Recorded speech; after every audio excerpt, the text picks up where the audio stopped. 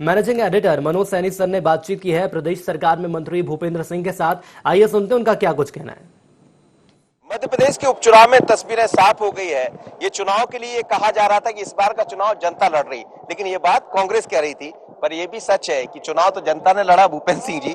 और ये जिस तरह के परिणाम सामने आए हैं बहुत ही चौंकाने वाले भी हैं। और क्या आपको लग रहा है कि इसी तरह के परिणाम की आप लोग उम्मीद कर रहे थे? देखिए मनोज भाई, हम लोगों को जो अनुमान था वो 16 से 20 सीट का अनुमान हम लोग वोटिंग के बाद मान के चल रहे थे, और लगभग वही परिणाम आए, बल्कि उससे अच्छे आए।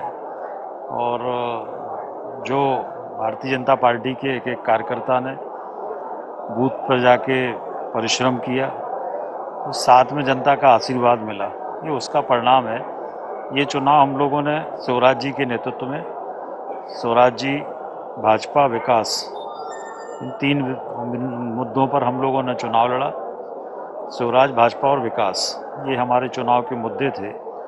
कांग्रेस के पूरे चुनाव अभियान नकारात्मक था, कोई भी सकारात्मक उनकी तरफ से बात नहीं हो रही थी, और जनता ने इसलिए नकारात्मक मुद्दों को पूरी तरह से नकार दिया। और हम लोग जो विकास की बात कर रहे थे, वो जो काम हम लोगों ने किया वो बात कर रहे थे, उसको जनता ने स्वीकार किया है, और सरकार के काम पर जनता की मोहर लगी।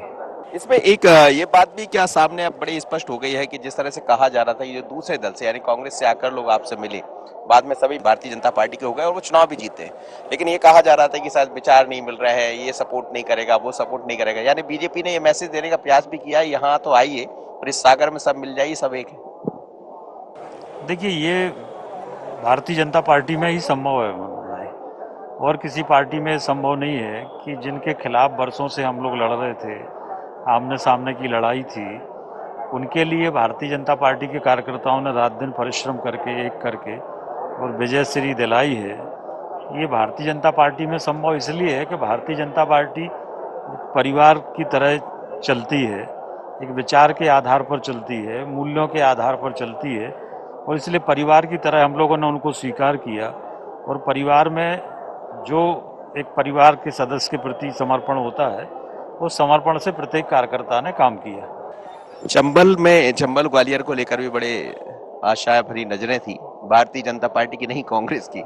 लेकिन हम देख रहे हैं कि जो परिणाम सामने आए उसमें क्या शिवराज और महाराज की जोड़ी काम कर गई, या फिर ये माना जाए कि जो महाराज के लिए कहा जाता था आज भी लोग उनको मानते हैं? नहीं, निश्चित रूप से वो हमारे लोकप्रिय नेता हैं, और उनका उस क्षेत्र में प्रभाव है जिसका लाभ भारतीय जनता पार्टी को मिला है, सभी जगह मिला है। और जैसा मैंने कहा कि शिवराज जी के साथ सभी लोगों ने, चाहे वो माननीय नरेंद्र सिंह जी हों, सिंधिया जी हों, कैलाश जी हों, बाकी सब लोग हों, सभी लोगों ने रात दिन, उमा जी हों, सभी लोगों ने रात दिन परिश्रम किया है, और सबकी मेहनत, सब लोगों ने मिलकर एकजुटता के साथ पार्टी को जिताने के लिए काम किया है, और इसलिए इतने अच्छे परिणाम आए।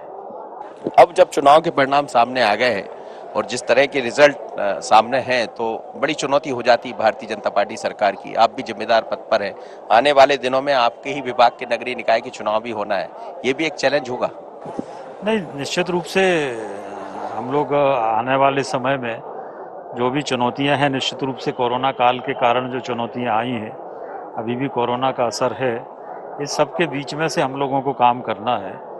और आपको विश्वास दिलाते हैं कि माननीय शिवराज जी के नेतृत्व में हम लोग मेहनत करेंगे, अच्छा काम करने का प्रयास करेंगे, और मध्य प्रदेश को विकास की तरफ और एक आत्मनिर्भर मध्य प्रदेश बनाने की दिशा में हम लोग आगे बढ़ेंगे। चलिए, मध्य प्रदेश फिर आत्मनिर्भर होगा, ऐसा कहना है भूपेंद्र सिंह जी का। लेकिन ये चुनाव बड़ा दिलचस्प रहा, क्योंकि तरह तरह की इसमें बातें कही जा रही थी, और खासकर चंबल ग्वालियर का जब जिक्र होता था तो शिवराज महाराज का नाम भी आता था। लेकिन शिवराज जी का चेहरा, शिवराज जी का काम, जनता से जुड़ा, और उस पर महाराज यानी 1 और 11 का काम हुआ है, और शायद इसीलिए ये चुनाव तो जनता ने लड़ा था। विपिन के साथ मनोज सैनी, IND 24, भोपाल।